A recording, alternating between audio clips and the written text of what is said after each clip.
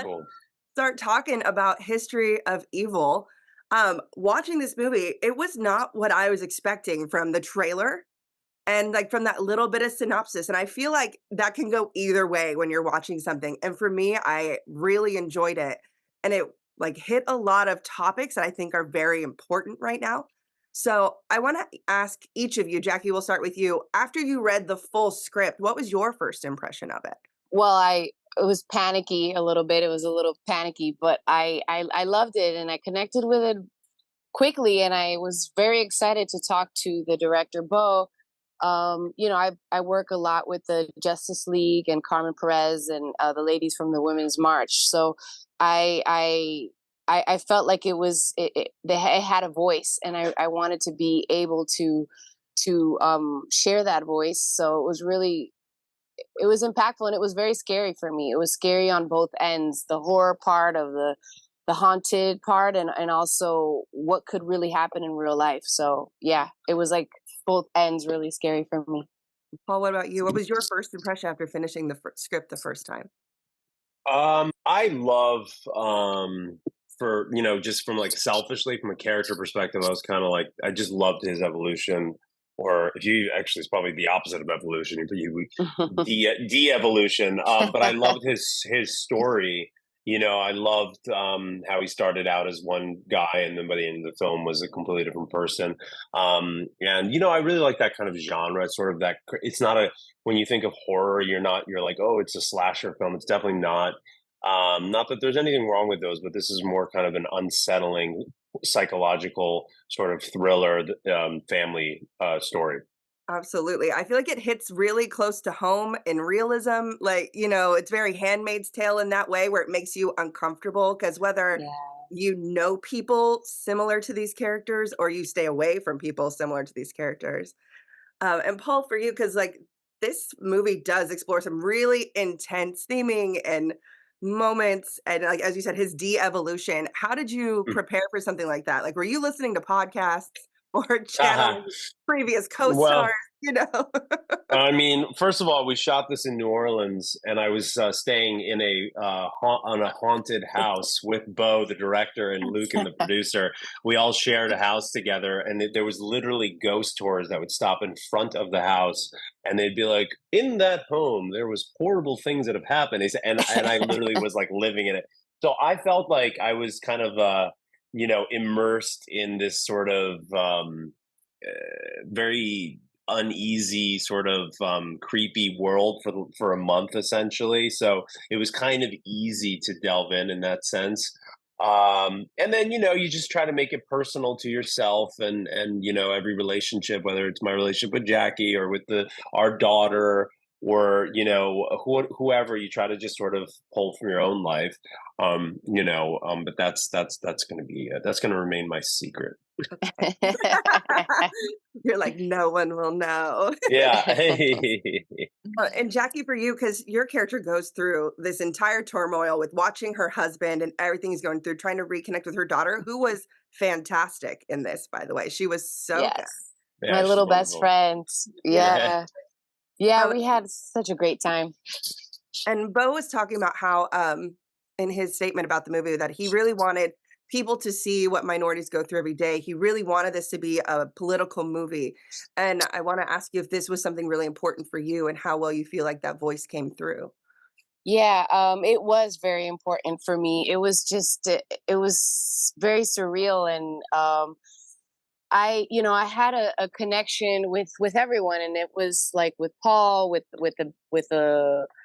little Murphy, and with Bo too, and for me it was very intense, because I wanted to make my people proud, like the people that I like, I'm trying to that I look up to, that inspired me, like a Carmen. And I wanted, I felt like, she brings her baby everywhere, so I felt like it was very intense, and it was really hard to set aside my work and then also be within the family, and make sure I'm paying attention to the baby. And I just gave birth, so it was just like a lot of emotion. I just gave birth 3 months ago, when I was shooting the film, and they let me bring the baby. So it was just really intense for me, and it was very close to home. It was so to me it was really hard. I'm not gonna lie to you because it was that close, you know, and I wanted just to make people when I have like this little monologue and I just, you know, watching it firsthand with Carmen and me kind of creating this character based on her in my mind. You know, I just wanted to make them proud. And by the end of the film, for me, it was an evolution, you know, because I started weak, I felt, you know, because I was torn down and then I just got stronger throughout the film. And at the end of the film, I was very connected with my daughter and just trying to protect her and realizing that that's the most important thing to me, regardless of what's happening in the world and what my husband is trying to do to us, protect him from all of us. Yeah. So I don't Hmm. know if I answered your question, but No, you did. I think that's amazing. So when you're dealing with something like this, how then do you come home and decompress every day to kind of get back out of it? well, yeah, because you know I had the baby, so you just snap out of it. You know, like I'm breastfeeding, like all these things. I had a pump in some scenes, and they're like, "What is that sound?" Like I don't know if you remember, Paul, but I had to turn it off. I was like, oh my gosh. Like it was just very like, you know, I had to turn it off, but we were staying in New Orleans as well. And it's just a creepy kind of town a little bit. So it was like when you went home, we were in it was like an industrial area where I was staying in the house, you know? So there was no one around, just cars, trucks and things. So I was, you know, a little scared too coming home like that, you know, but it was a little hard to turn off. But like I told you, I had to become mom right away and just put on the TV and just watch cartoons. I don't know because it was a bit intense just spending the day in that horror house and then coming home to kind of darkness, you know, and then having the babies. But it was a beautiful time. I had a great. I don't want to scare you with New Orleans. It was beautiful. It's colorful. The music is fantastic, and but yeah, it just I had to do what I had to do, you know. Absolutely. New Orleans is not scary. I love New Orleans, but like everything you're saying Yeah. just proves everything that the old man that's brainwashing Paul's character wrong, right? He's like, women are weak, men have to be strong. I'm like, sir, you come from a time where men didn't even like their wives. What are you saying? So, Hmm. Paul, when you were saying you're staying in this house with Yeah. Bo, did that help your relationship with him as a director? Yeah, yeah. It always helps when you have to work with a stranger pretty intimately.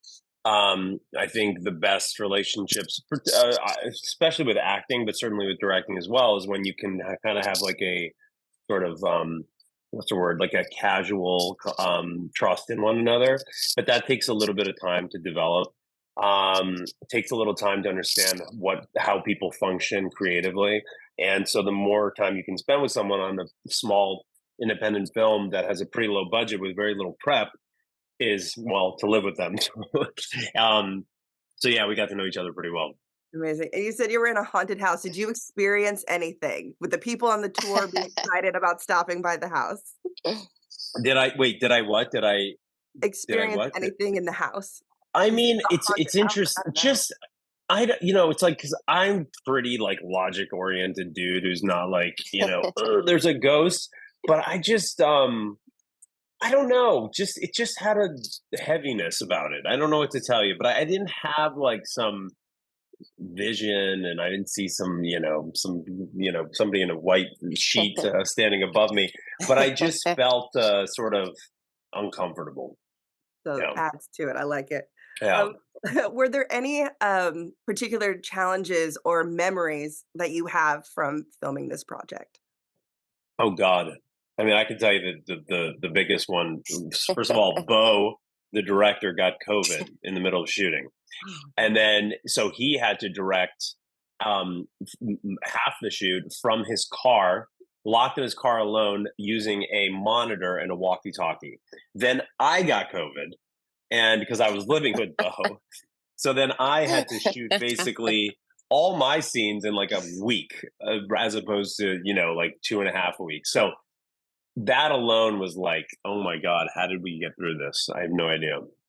Wow. I So don't know how Yeah. I ended up being COVID free Yeah, what the hell? What the hell, Jackie? till this You got day. honestly women. though, like you It's just had your baby and it's like thank right. God you didn't get COVID. You know what I mean? Yeah. It No, would have I been was like nervous about that. Yeah, I was nervous yeah, about that. It's yeah. the juice. It's the mango juice. Hey, yeah. Hook me up. Yeah, I will come over. Yeah. So my final thing, and if each of you will answer this separately for me, what do you hope the audiences are going to take away from the film? Is there a particular message or feeling that you want them to experience? Jackie, you want to take this first? Um, well, I kind of mentioned it earlier. Just the family part of things, kind of like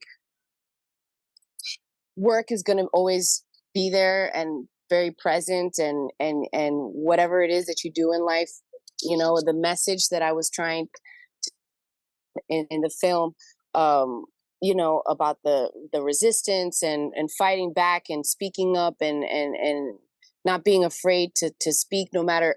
I mean, imagine I got out through like a body bag. I mean, that was really really scary that could actually happen one of these days. You know what I'm saying? So for me, the family, if they could walk away just knowing how important it is, because at the end, even Paul's character realized that too. I mean, that's what made me feel that huge feeling at the end of the film when he was against me, but then he realized and then he was against himself. And that was really scary as well. So to me, it's just like the family is the most important thing. And I'm like a mirror to my child, and using your voice is also very important. So don't be afraid, even if your life is in danger. I mean, it could get worse. So for me, like if people could walk away with the family and speaking up to injustice, I mean, that to me, that would be nice. Yeah, I think it's a cautionary tale. I think my character was a victim of the wrong type of masculinity that he thought he had to embrace in order to be a man, which obviously is an incorrect way of thinking. And I think there was this sort of big nationalistic movement that then resulted in this sort of dystopian future where people are being suppressed and arrested and etc., which is something that is obviously fictitious, but also somewhat attainable given the unrest all over the world. So I think it's a cautionary tale about kind of just sort of what could happen if we don't try to unite in a positive way. Love that. Well, thank you two so much for your time today, and I hope Thank everyone Thank checks out you. you. History of Evil on Shutter. I really enjoyed it, and I hope everyone Thank else Thank does. you you. very much. Thank Thank you. you. Appreciate it. Have a great day. You Thanks. You too. too.